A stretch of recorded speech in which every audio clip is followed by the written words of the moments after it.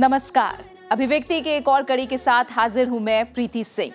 पिछले अंक में हमने ओडिशा, पश्चिम बंगाल, झारखंड और बिहार में प्रचलित लोक नृत्य छऊ के बारे में बताया था।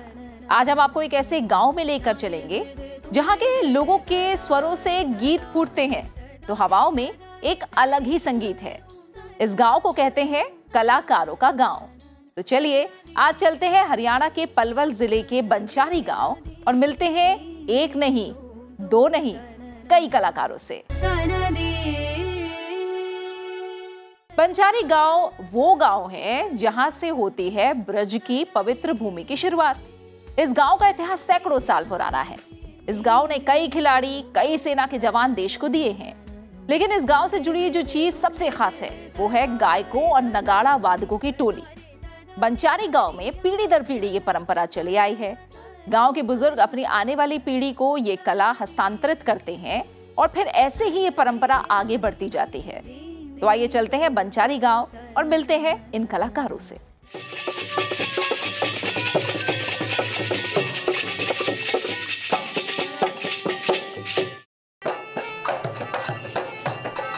दिल्ली से करीब 80 किलोमीटर की दूरी पर हरियाणा के पलवल में स्थित है ये छोटा सा गांव बंचारी।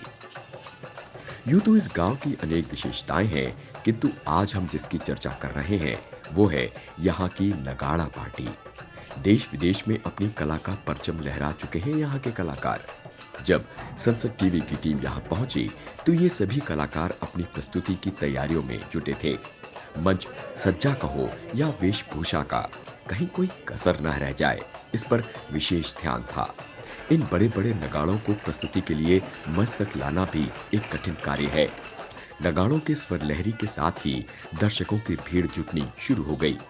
हमारे जो बुजुर्ग थे वो ऐसे बताते थे कि जो मुगल काल में सबसे पहले जब कोई टेक्नोलॉजी के साधन नहीं थे, उस समय टेलीफोन, वायरलेस ऐसी कोई सिस्टम नहीं था, तो जो हमारे राजा महाराजे थे और जब कहीं हमारी लड़ाइयाँ होती थी तो आपने देखा होगा कोई किला बन रहा है, जैसे महाराज भरतपुर वाले का, अब पहले राजा होते थे, रजवाड़े होते थे, तो वहाँ ये नगाड़े रखे जाते थे। स्पेशल बुर्ज बनाया जाता था और उस बुर्ज के ऊपर ये नगाड़ा रखा होता था। जब भी कोई संदेश देना होता था, अब तो 1 मिनट में हरियाणा सरकार की मुनादी आएगी, माइक लग गए, भाई ये कर लो, वो कर लो, हाँ ये हो गया है, वो हो गया है। तो इसके माध्यम से उस समय हमारा ये सूचना का साधन था। दरअसल ये नगाड़ा लोगों तक संदेश पहुंचाने का कार्य करता है कि बस अब कार्यक्रम शुरू ही होने वाला है।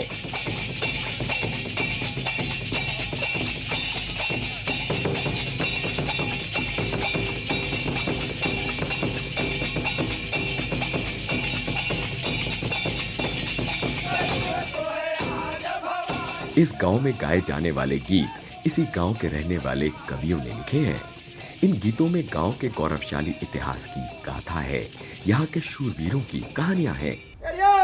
बंचारी गांव में भैया जीवो रेखाधारी, बंचारी गांव में भैया जीवो रेखाधारी, चंद्रवान छाजू नथन जनादयु बंचारी, और मच गई जय जयकार, मच गई जय जयकार है। अरे याद राम पूरन चतरा की कविता ही तूफानी,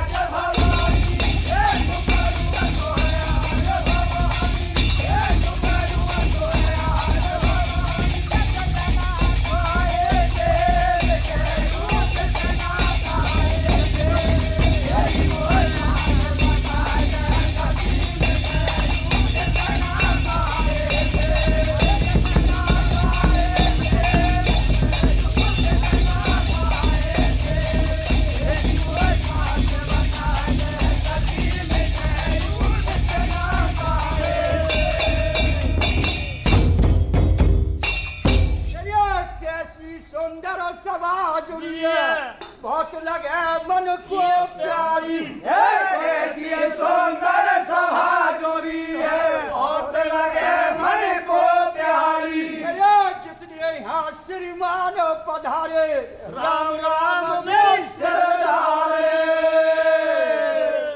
लगभग हमारी ये संस्कृति हजारों वर्ष पुरानी है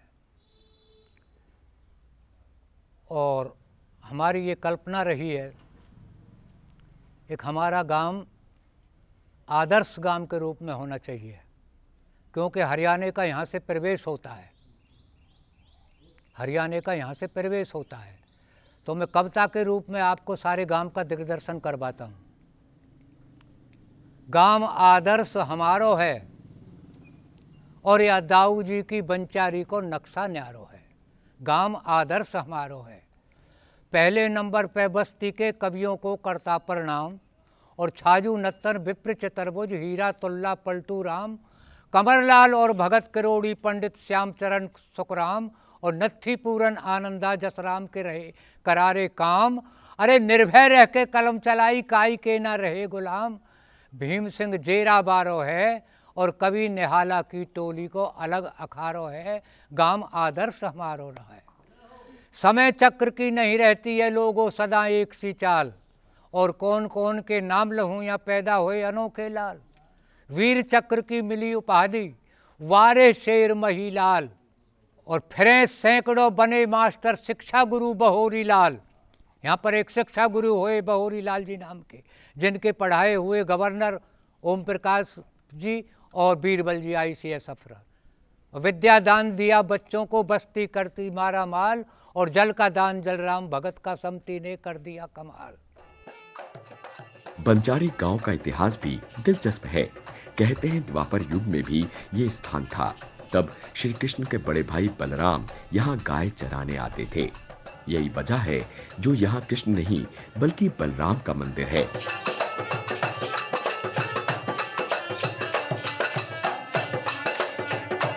इसके अलावा भी इस गांव की स्थापना को लेकर अनेक किंवदंतियां हैं। ब्रज क्षेत्र का हिस्सा होने की वजह से यहाँ होली भी खास तरीके से मनाई जाती है। होली मिलन समारोह इस गांव में बहुत पुरानी कल्चर है, आदि कालों से होती आ रही है। और यहाँ पे जो होली से बाद फाग खेला जाता है और फाग से अगले दिन एक दौज जो तिथि आती है, उस दिन यहाँ फाग महोत्सव मेला लगता है। उस मेले का नाम है फूल डोल मेला बंचारी। और हमारे वेदों में कुछ ऐसी भी मतलब हमें ग्रंथों में भी इसका प्रमाण है कि जो सूरदास जी कवि हुए थे आदिकाल भगवान कृष्ण के समय के, उनका भी लेख इस गांव में मिलता है। रामायण में भी लेख मिलता है, एक चौपाई रामायण में भी है गांव बंचारी की। बंजारी के इन कलाकारों से जब हमने बात की तो हमें इस गांव और यहाँ की इस परंपरा के बारे में और भी कई अनूठी बातें मालूम चली। मसलन ये कला पीढ़ी दर पीढ़ी पल्लवित हो रही है। आज भी यहाँ 900 से अधिक कलाकार हैं।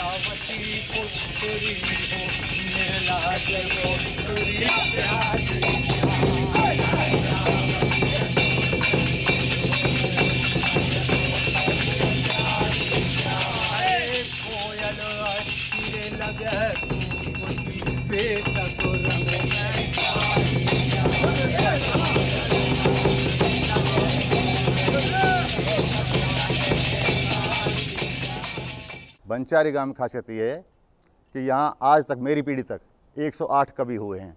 ऐसी बहुत खूबियाँ हैं कि जैसी बस्ती बंचारी ना ढूंढते पावेगी। इस गांव में ऐसे 40 नगाड़े रखे हुए हैं, करीब 80 झांझ बजाने वाले हैं और 9 से छोरा गाने वाले हैं कम से कम। यहाँ की नई नई तर्जों में कविता करते हैं कवि और उनको ये गाते हैं। होली के मौसम की अलग होती हैं और सावन की अलग होती हैं। जैसी भी चाहें मल्हार अलग होती हैं, रसिया, पटका, गज़ल, छंद, कवित, जो भी आप चाहें उसी प्रकार के बच्चे पेश कर सकते हैं उस रात। ये नगाड़ा पार्टी 3 बार दुबई तक गई है। गांव की कम से कम 7 पार्टियां सरकारी लगी हुई हैं लोक संपर्क विभाग में। इस गांव के युवा नौकरी के लिए गांव से भी बाहर निकल रहे हैं, लेकिन तब भी ये इस गायन परंपरा से कुछ ऐसे जुड़े हैं कि ये इसे निभाते हैं और इसके लिए गांव वापस भी आते हैं।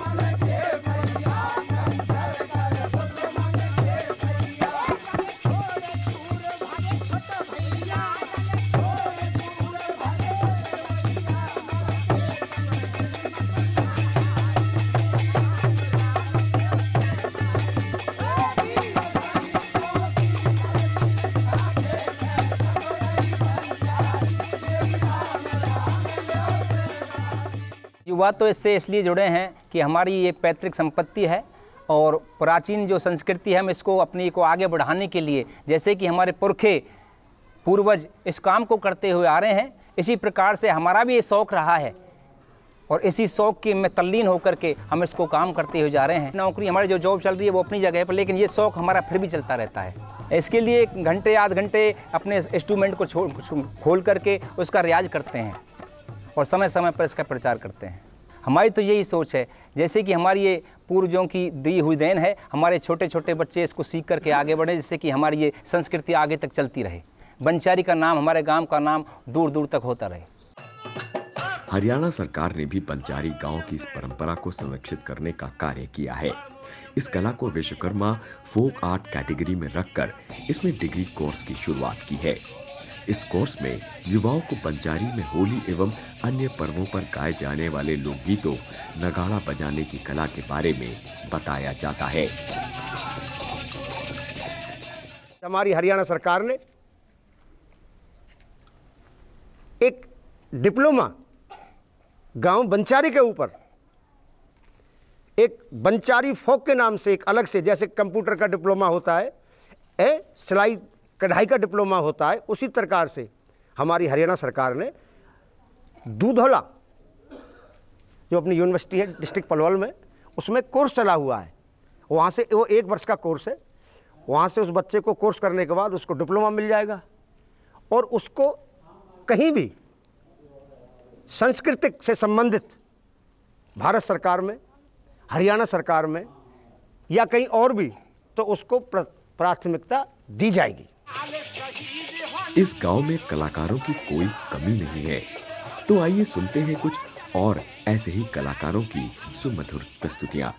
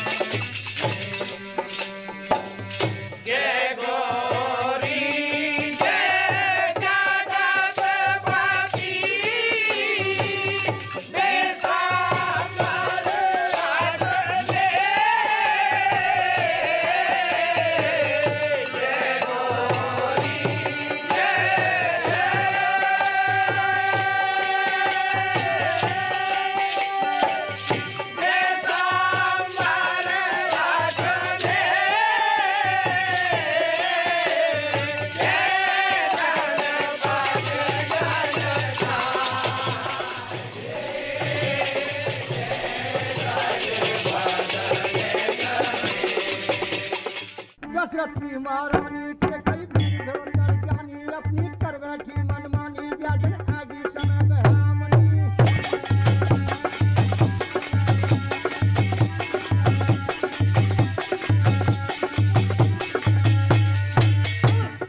जनता सभी निराश, व्याजन जी और राम वनवास ठाले रो में दासी दास कौला मानी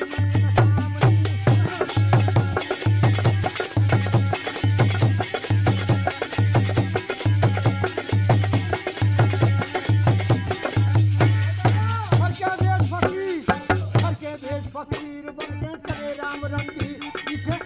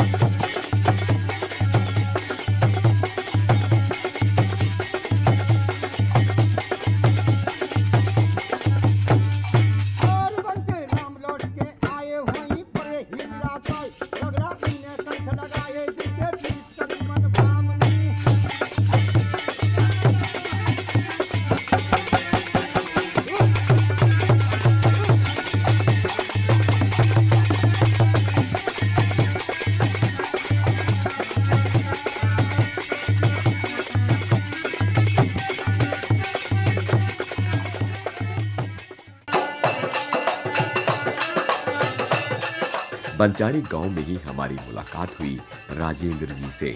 राजेंद्र जी राष्ट्रपति भवन में भी अपनी कला की प्रस्तुति दे चुके हैं। वो न सिर्फ गाते हैं बल्कि नृत्य भी करते हैं, और वो भी ऐसा नृत्य कि दर्शक दांतों तले उंगली दबा ले।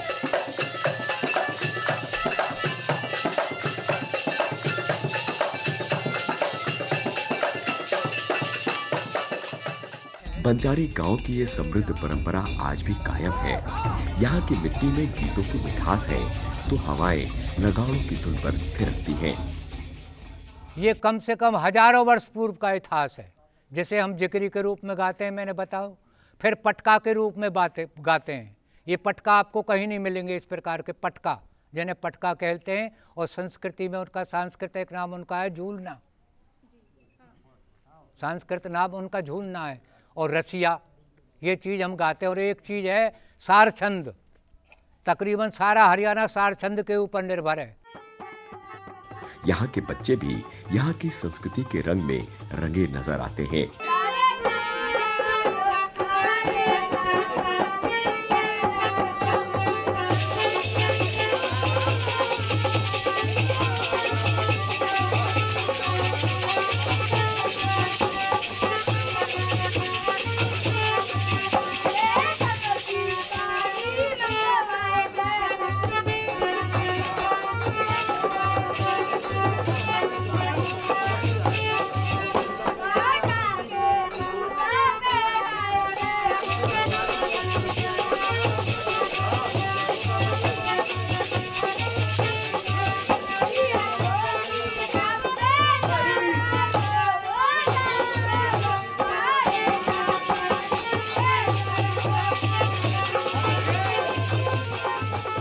हम तो 62 साल उम्र है हमारी तो, लेकिन हमारे पिताजी भी, उनके पिताजी भी करीब 500 साल पहले से ये गांव में प्रोग्राम होते चलते हैं गाने के। तो हमारे यहाँ एक गुरु परंपरा होती है। पहले सबसे पहले जो कवि हुए हमारे यहाँ वो बिज्जे थे। उनके बाद फिर छाजू नत्थन हुए, निहाला हुए, पलटू जी हुए, गवर्नर के पिताजी हुए, तुलाराम हीरालाल जी हुए, उसके बाद सुखराम पंडित जी हुए, उसके बाद संतोषी मास्टर, रघुबीर मास्टर जी, हमारे हीरालाल जी, संतोषी जी, बहुत कवि हुए। उनके शिष्य बनते रहते हैं, उनसे सीखते रहते हैं। जो वादक होते हैं, जैसे नगाड़ा वादक होते हैं, तो उनके शिष्य बनते हैं, वो सिखाते हैं उनको नगाड़ा बजाना। जैसे ये हारमोनियम वादक होते हैं, उनके शिष्य होते हैं। ऐसे ही गुरु में भी शिष्य होते हैं। यही तो नगाड़ा है पहले तो बड़ा, उसके बाद हारमोनियम है, ढोलक है, झांझ है, खंजरी है, खड़ताल है, बैंजू है, बांसुरी है, ढप है, ढोलक है, चिमटा है। ऐसे बहुत सी चीज़ें हैं जो बजती हैं। शिष्य अपने गुरु के शरण में जाता है, उनको पगड़ी भेंट करता है, उनको प्रसाद देता है, गुरुजी मुझे सिखाइए आप, मैं ढोलक बजाना चाहता हूँ, मैं हारमोनियम बजाना चाहता हूँ, मैं नगाड़ा बजाना चाहता हूँ। ये गुरु से कहता है तो अरदास करता है तो गुरु उसको सिखाता है। उसके वहाँ ट्रेनिंग लेनी पड़ती है उसको, शिष्य को। यहाँ के युवा इस बात के लिए प्रतिबद्ध हैं कि ये अपनी इस परंपरा, इस धरोहर को मिटने नहीं देंगे।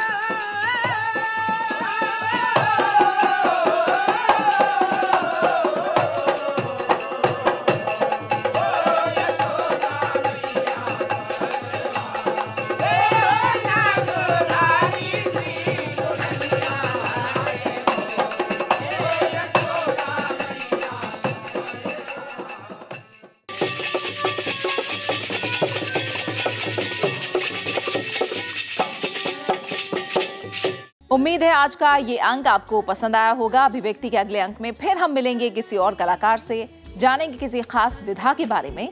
तब तक के लिए इजाजत दीजिए और अपना अच्छे से ख्याल रखिए। नमस्कार।